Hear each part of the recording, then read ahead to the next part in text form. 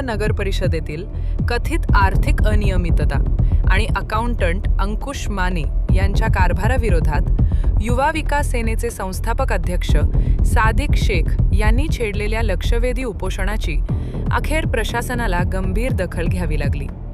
नगर परिषद कार्यालयासमोर दिनांक 12 जून रोजी सुरू करण्यात आलेल्या या उपोषणामुळे नगर परिषद प्रशासनात एकच खळबळ उडाली होती. नगर परिषदेतील आर्थिक व्यवहारांची सखोल खातेनिहाय चौकशी करून अकाउंटंट अंकुश माने यांना तात्काळ निलंबित करण्यात यावे या प्रमुख मागणीसाठी सादिक शेख यांनी उपोषणाचे हत्यार उपसले होते. उपोषण सुरू होताच नागरिक, सामाजिक कार्यकर्ते आणि विविध संघटनांचे लक्ष या आंदोलनाकडे वेधले गेले. या उपोषणाची माहिती मिळताच नगर परिषदेचे शिक्षण, क्रीडा व सांस्कृतिक समिती सभापती तथा विद्यमान नगरसेवक श्री इमाम मुनाफ शेख यांनी तातडीने उपोषणस्थळी भेट दिली. त्यांनी उपोषणकर्ते सादिक शेख यांची सविस्तर बाजू ऐकून घेतली व नगर परिषदेचे अधिकारी श्री काकडे यांच्यासोबत तातडीची चर्चा केली. या चर्चेनंतर प्रशासनाला संबंधित प्रकरणाची गंभीर दखल घेण्यास भाग पाडण्यात आले. यानंतर नळदुर्ग नगर परिषदेच्या वतीने अकाउंटंट अंकुश माने यांना अधिकृत नोटीस बजावून त्यांचा खुलासा मागवण्यात आल्याचे लेखी स्वरूपात कळवण्यात आले.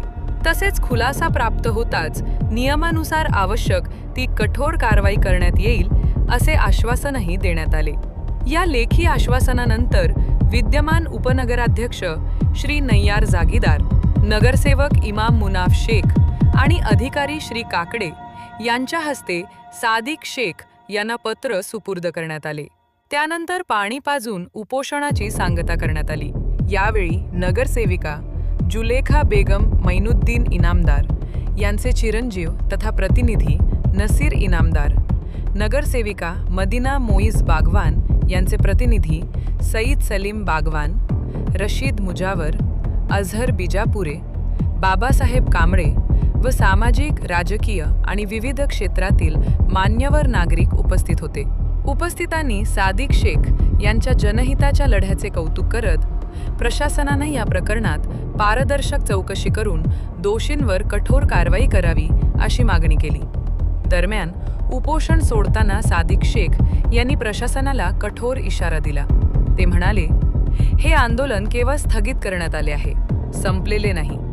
पुढील 7 दिवसात संबंधित प्रकरणात ठोस आणि दृश्यमान कारवाई झाली नाही तर संभाजीनगर येथील विभागीय आयुक्त कार्यालयासमोर आमरण उपोषण छेडण्यात येईल.